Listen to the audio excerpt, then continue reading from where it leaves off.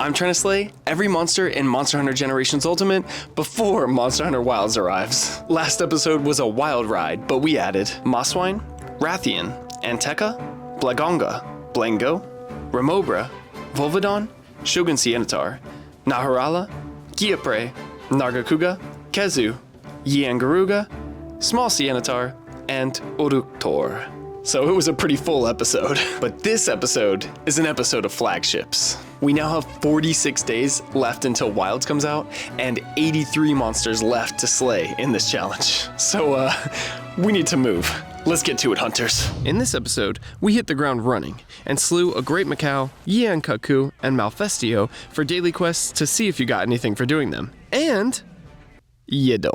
But passively, I did get enough parts to upgrade my poison battle axes once again. At this point, I deviated from my at my own pace mentality because I was starting to feel the pressure of Monster Hunter Wilds' looming approach, and I started looking at the key quests online to speed up the pace. I personally don't like to play games with any guides whatsoever because discovery and exploration are two of the most valued parts of video games to me. But, like I said, I had to speed up the pace. So now, I was tasked with taking down not one, but 2 Blanganga. However, this time, with my new armor and upgraded weapons, I was able to defeat one of them, no problem, and Franco defeated the last one, because he said he was sick of hearing him roar.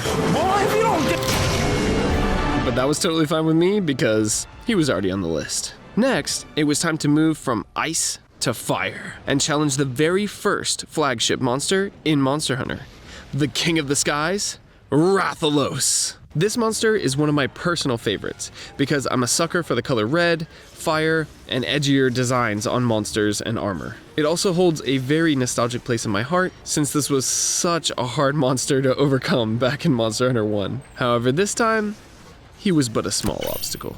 Next up was the living rock wheel itself, Uragan. Debuting in Monster Hunter Tri, this brute wyvern likes to shoot out rocks with tail swipes that he can then explode with his crimson chin like a hammer. He was easy enough to defeat. After that was the next flagship, this time from Monster Hunter Tri, Lagiacris. This is a fan favorite monster with its electrical abilities despite being an ocean-dwelling leviathan, its crocodilian design, and its role as a flagship. In its original debut, you had to actually swim down to its domain to fight it, which made this fight so much harder. If you'd like to see it in all its glory, check out this video from my friend Reaverjolt, where he tries to slay it in his first encounter. It's one of my favorite videos from him. You're gonna have a good time. Link in the description. But without the ability to swim in this game, Lagiacris was no threat to me. Rest now, Laggy. I hope to see you in Wilds. When I returned to Burna, the chief told me that there had been letters sent from the chiefs of the other villages that we were helping out, and that I should go and listen to their requests and help. So off I went to visit each chief, but none of them really had anything to say. I was confused, so I returned to Burna, checked in with the chief, checked for new quests, and petted my Mufa to relieve some stress. I'm glad I was looking at the key quests at this point because this might have taken a while. I realized that I had already listened to their requests. I just hadn't completed the quests that they wanted yet. So I began my true journey to take down the flagships of this game, the Fated Four. I started by taking down a Kutku that was hurting people while looking for its favorite food, Khonshu, and was sent by the Kokoto chief to try to make a Rathian pay her taxes by stealing 2 of her eggs. But when I got to the nest, it wasn't a Rathian. It was the first flagship of this game, Astalos. I keep saying that. Flagship. But what does it mean? The Monster Hunter Wiki sums it up nicely. A flagship monster is a title given by Capcom to select large monsters in the Monster Hunter series. Typically being featured on the Japanese version of the Monster Hunter game's box art, flagship monsters represent the game that they're introduced in, with official, promotional, and marketing material, and often have a major presence in their debut games. But for this game, there are 4. Technically, this is the ultimate version that I'm playing, so there's actually a different flagship for this game, but you'll see that later. In the OG generations on the 3DS, these were the only flagships. But since this quest is an infiltration and egg extraction mission, and I'm a dedicated Y-Academy hunter, I snuck past the Astalos and nabbed the egg. Now, these eggs are crazy heavy, so 1, they're hard to carry, but 2, if I drop it, it will collapse under its own weight and break. And I'll have to start the whole process over, grab a new egg, and go all the way back to camp. So I have to move carefully and make sure I don't get hit by any monsters. Unfortunately, one egg wasn't enough, however, and on my return trip, Astalos was awake and roaming around. But as long as I didn't get spotted, I should be fine. But luckily, I dodged every attack and delivered the egg in one piece, completing the quest. When I got back, the hero of Kokoto and the village chief himself identified the monster I encountered as Astalos, and formally requested that I slay it, since it's competing with the local Rathalos and Rathian couple as the apex monster of the Verdant Hills and throwing the natural order out of whack. So, I ate a scrumptious meal and set out to fight the first of the Fated Four.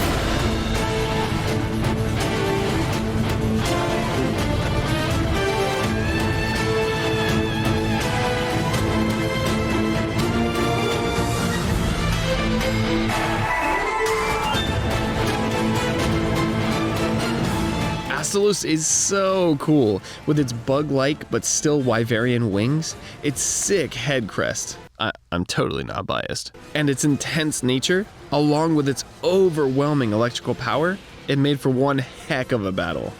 But other than suffering one cart, I would say this fight was easier than I expected.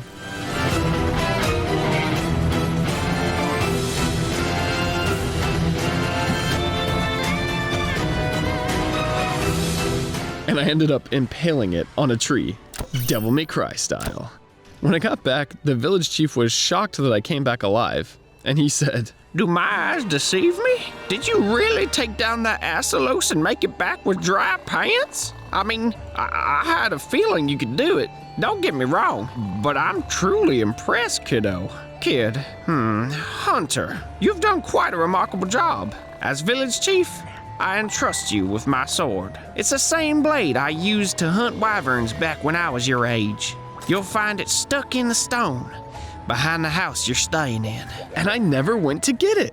Though I'm very honored to be entrusted with the legendary blade of the hero of Kokoto, I'm a dual blades main, and he is a sword and shield main. So while I've used this in past games, and it's really cool, trying it out would only slow me down right now. Anyway, the rest of the village was elated and all congratulated and thanked me for my service in slaying the Astalos. After being rewarded with the Thunderwing robe on my guild card, I moved to the next village, Poke. Here, I was asked to slay some Gyapre that were trying to eat the popo from the local strongman farmer. Then, I was tasked with hunting one of my favorite monsters, Bulldrome. This Bulldrome had been menacing citizens out in the Arctic Ridge by ramming them, and a local youth requested that I slay it so he can make a warm coat out of its pelt. So I guess I was killing two birds with one stone. Or pigs. But I love Bulldrome because it's just a giant pig. But it doesn't let that stop it from being a threat to even us hunters. It charges into battle fiercely, stoically leading its herd to abundant lands to find food, showing all the young Bullfingo what it takes to be a leader. I firmly believe that Inosuke from Demon Slayer is based off of this monster. It fits too well. And just like Inosuke, it charges wildly into battle with reckless abandon, with nothing but grit, muscular strength, and its two weapons to protect those around it. But as full of life and valor as it is, it was no match for me. It died with honor, showing the young Bullfingo how a true leader sacrifices to protect its own. I'll see you again in Valhalla, Bulldrome.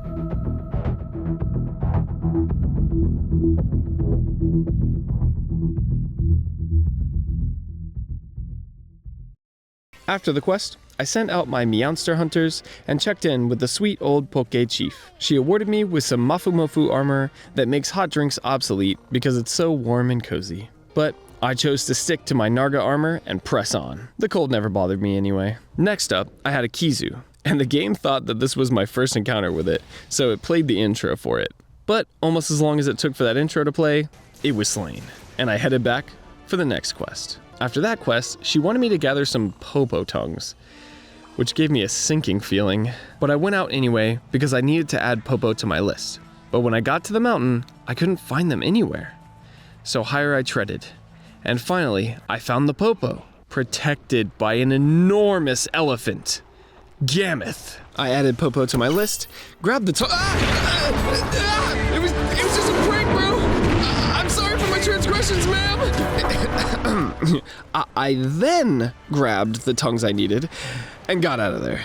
When I got back, the Poke Chief asked me to tame the pachyderm, but she would settle for me stopping it stomping through the village however I wanted. So I went back out to take down this behemoth.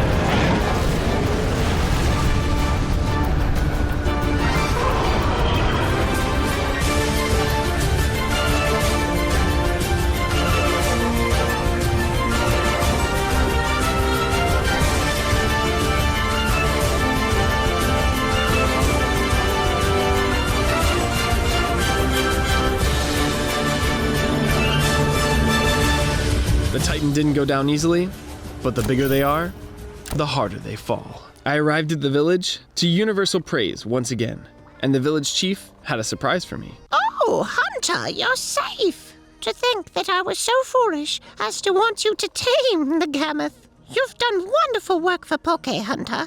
We're not famous, but thanks to you, we're safe. And you know what?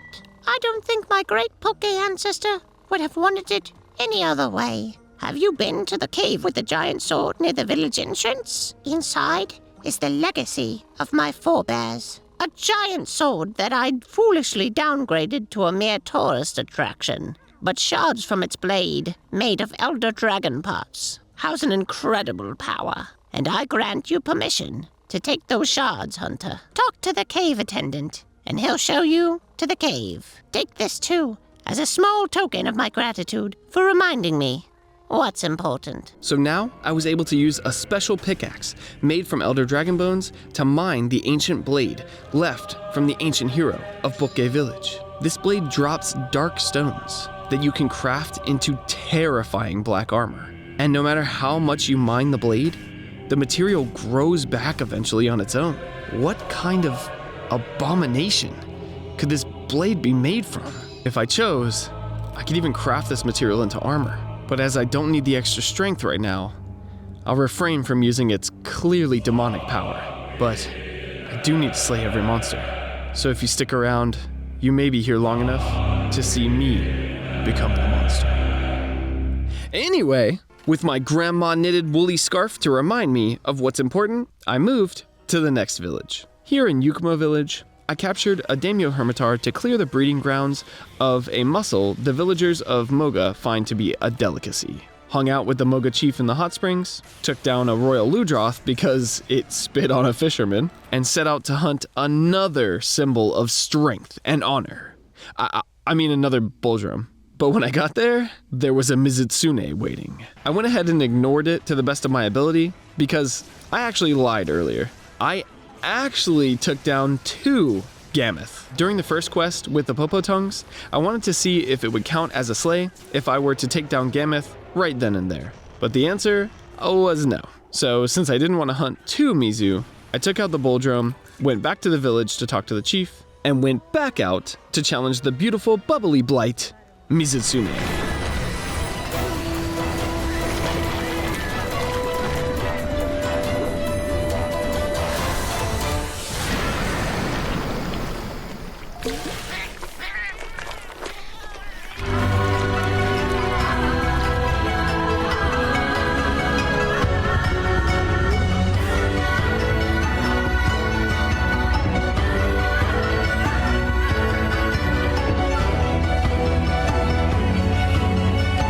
Fighting this ferocious fox wyvern under the moonlight felt straight out of anime. I had such a blast. And because I had so much experience hunting Mizu in Monster Hunter Now recently, I was pretty familiar with its moveset. I even took advantage of a couple of Mizu's bubbles that aren't in Monster Hunter Now, those that raise your affinity and those that heal you. In the end, I deftly slew this killer Kitsune. Just like the other villages, I returned to Yukumo with fanfare and many conversations about my battle. I talked to the village chief and was rewarded a Yukumo ticket to somehow turn bath towels into armor and a Volpine Haori for hunting Mizutsune. And with 3 out of the 4 slain, I was on my way to the last village being threatened. Our current home, Burna Village itself. The moment I got to Burna, the air was tense, and the chief was up in arms. Hunter, an emergency notice has arrived from the Waikatami. Not moments ago, the Glavenus has reappeared in the Jurassic frontier. It burst from the trees and attacked the survey team, and many of the researchers are in grave danger. A lucky few managed to escape and report the incident to those of us here. They said that as they fled from the forest, it shook incessantly from the mighty roars of the Glavenus. To think this could happen, despite the precautions we've been taking. We have no time to waste. I've posted the mission as an urgent quest. Please, Hunter. Many lives are counting on you to hunt this Glavenus. Godspeed. So, I ate what might be my last meal, got feline specialist to boost my poison attack even more than normal, and left the village to protect the survey team and hopefully slay my old enemy.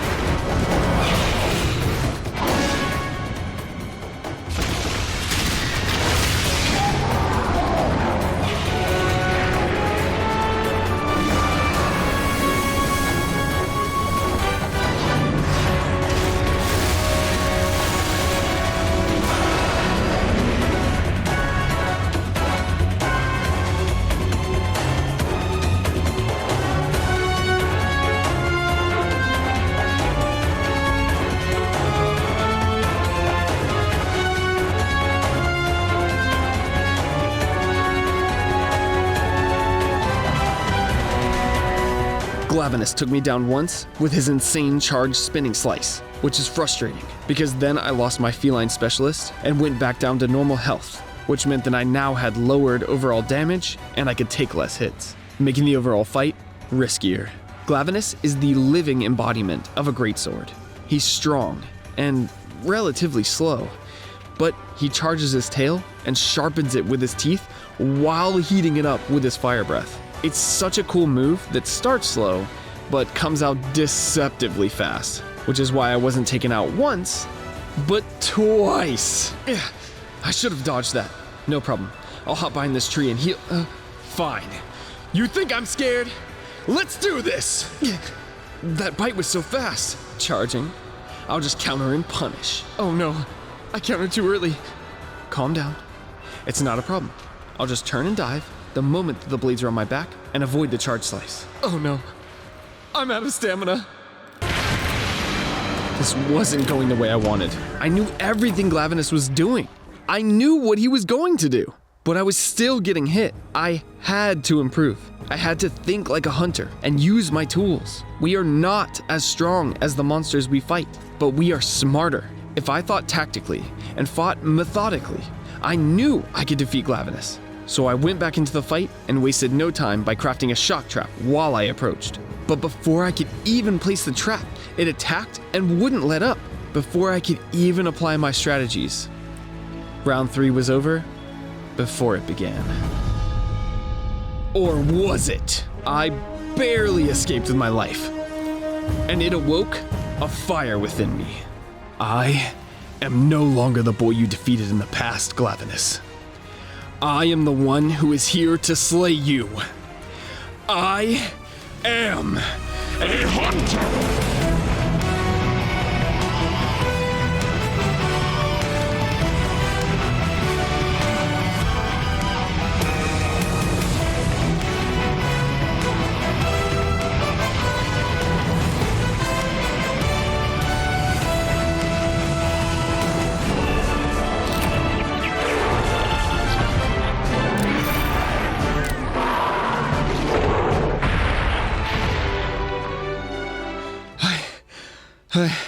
I did it. With Glavenus defeated, I had completely eradicated the Fated Four.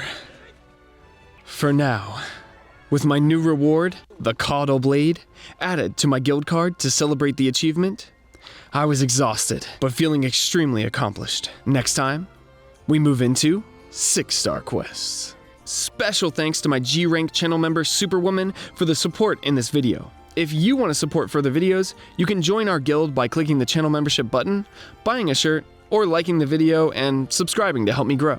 And you can hang out with me ad-free while I grind through this game every Friday night at 7 p.m. EST while I stream.